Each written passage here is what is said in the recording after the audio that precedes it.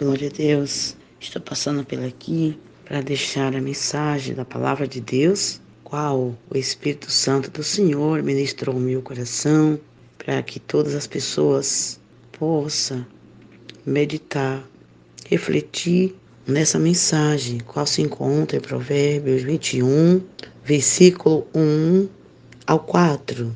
Diz assim a palavra do Senhor: como ribeiro de águas, assim é o coração do rei na mão do Senhor. A tudo quanto quer, o inclina. Todo o caminho do homem é reto aos seus olhos, mas o Senhor sonda os corações. Fazer justiça e julgar com retidão é mais aceitável ao Senhor do que oferecer-lhes sacrifício. Olhar altivo, coração orgulhoso, até a lavroura do ímpio são pecado. Nessa época desse provérbio, amados, aonde Salomão, como rei, nesse tempo, também havia os reis que possuíam autoridade absoluta. Frequentemente, os reis eram considerados como deuses. Eles recebiam todas as honrarias, mas não era só isso. Eles eram adorados, reverenciado como se fosse mesmo Deus. Esse provérbio também ele mostra que Deus tem autoridade suprema. Não é o homem, não é os governos, não é as autoridades. Eles têm sim, o poder de decidir, ter um governo nas mãos estabelecido por Deus. Deus tem autoridade suprema sobre todos os governos, sobre todos os governantes. Às vezes não percebemos isso, pois o Senhor é soberano e Ele é absoluto sobre todos os governantes, embora, porém, não tenhamos percebido isso. Mas os reis naquela época, havia reis ainda mais poderosos da terra, que estiveram sob o controle de nosso Deus, como Nabucodonosor, com muitos outros reis, como o rei da Síria, os governos babilônicos, os assírios, os egípcios, a gente vai ver os faraós como era. Mas podemos perceber também ainda que em Isaías 10, o versículo, a partir do verso 6 ou 8, do verso 1, tem uma grande mensagem, mas do 5 ao 10, há uma mensagem tremenda. O primeiro vai dizer assim: ai daqueles que decretam leis injustas, dos escrivãos que prescrevem opressão, para desviarem os pobres do seu direito e para arrebatar o direito dos aflitos do meu povo, para despojarem as viúvas e roubar os órfãos. Mas o que farei no dia da visitação, da desolação, que há de vir de longe? A quem recorrerei para obter socorro? E onde deixarei a vossa glória?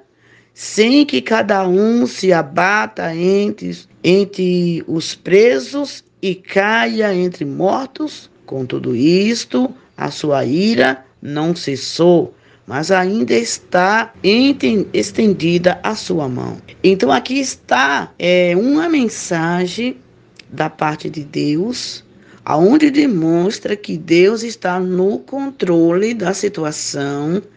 Em hora, nós como povo de Deus, nós tememos a circunstância, nós tememos ao momento.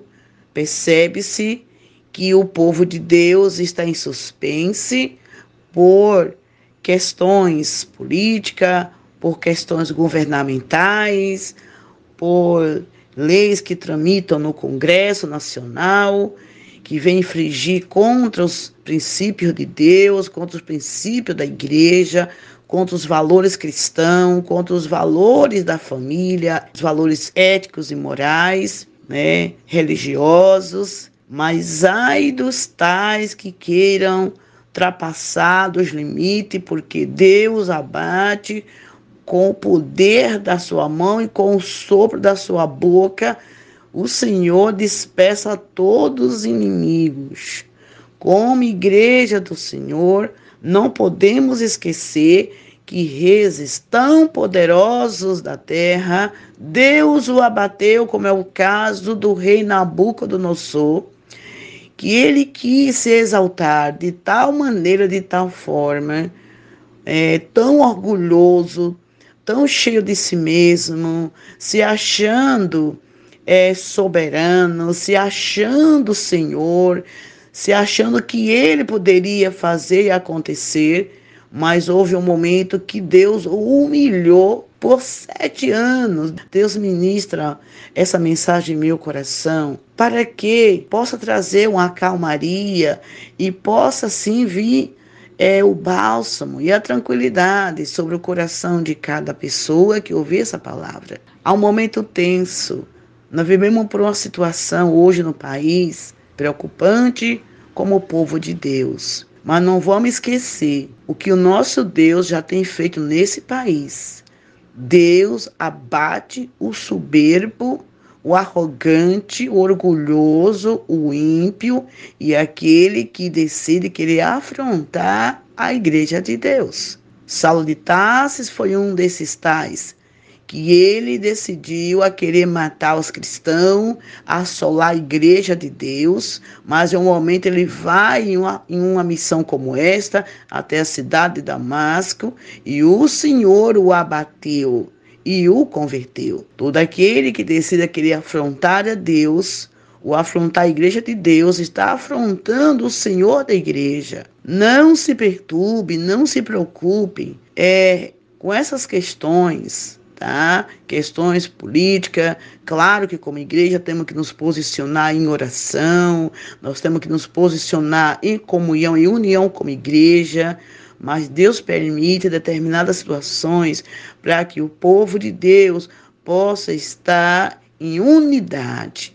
Se algumas coisas que passamos e nos sobrevêm é porque tem nos faltado esse princípio estabelecido por Jesus lá na oração sacerdotal, onde ele intercede ao Pai e ele vai discorrendo na sua oração, na intercessória, e o que ele pede ao Pai é que o Senhor nos abençoe e que ministre sobre nós, traga sobre nós essa unidade, este amor de uns para com os outros. Deus permite essas coisas para que possamos estar nessa visão de unidade. Pois o reino de Deus unido jamais será vencido. A igreja de Deus unida jamais será vencida. Não vamos esquecer que ai de quem tentar afrontar o Senhor, ai de quem tentar estabelecer leis que seja contra o princípio da palavra, leis injustas, para tentar oprimir o pobre, a viúva, o órfão, a criança, o necessitado, porque quem insulta o pobre, insulta o Criador. Não esqueçamos aqui a leitura de Isaías 10, o verso 1, que vai dizer: ai daquele que decretar leis injustas, dos escrivões, e que prescreve opressão, para desviar os pobres do seu direito, para arrebatar o direito do aflito do meu povo, para despojar as viúvas e roubar os órfãos. Mas o que farei no dia da visitação? O que eles farão no dia da visitação? Já vimos aqui o dia da visitação de Deus. E quando eu falo o dia da visitação, falo o dia do julgamento de Deus, o dia do juízo de Deus. O dia que o Senhor, ele vai descer com julgamento sobre os opressores da igreja do Senhor para tentar e destruir, tentar assolar, tentar amordaçar, porque a igreja do Senhor, ela é do Senhor e ninguém poderá passar dos limites de Deus. Houve um momento que Deus permitiu que o seu povo passasse por repreensões, passasse por guerra, passasse por aflições, mas quando este povo clamava a Deus, o clamor subia diante do Senhor, como aconteceu com os hebreus sobre o cativeiro dos egípcios. Quando eles clamaram na sua aflição, invocaram o Senhor, clamaram o Senhor, Deus se compadeceu deles e levantou o libertador. Deus já enviou um libertador. Jesus é o nosso libertador. Por isso, meus amados, não temam, porque Deus é conosco.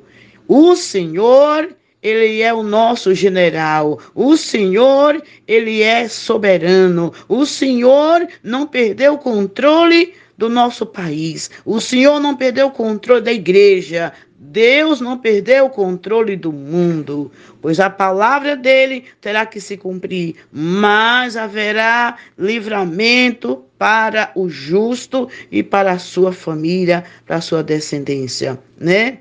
O que eles farão no dia da visitação, da desolação, que há de vir de longe? A quem recorrerei para obter socorro? Meu Deus, e onde deixarei a vossa glória? Não é verdade? Aonde? A glória, a pampa, as ameaças, os insultos contra a igreja do Senhor. No dia da visitação de Deus, o que eles farão do poder? O poder deles, a arrogância deles, o dinheiro, né? Tantas coisas que eles procuram para tentar se sobressaírem no dia da visitação de Deus. Deus fará com que eles se tornem nada, serão como nada, né? Porque Deus próprio os abaterão.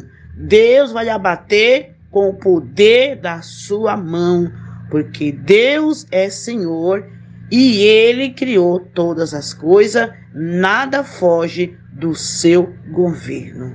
Deus vos abençoe, que o Espírito Santo de Deus esteja renovando as forças, trazendo esperança, alegria, confiança no Deus eterno.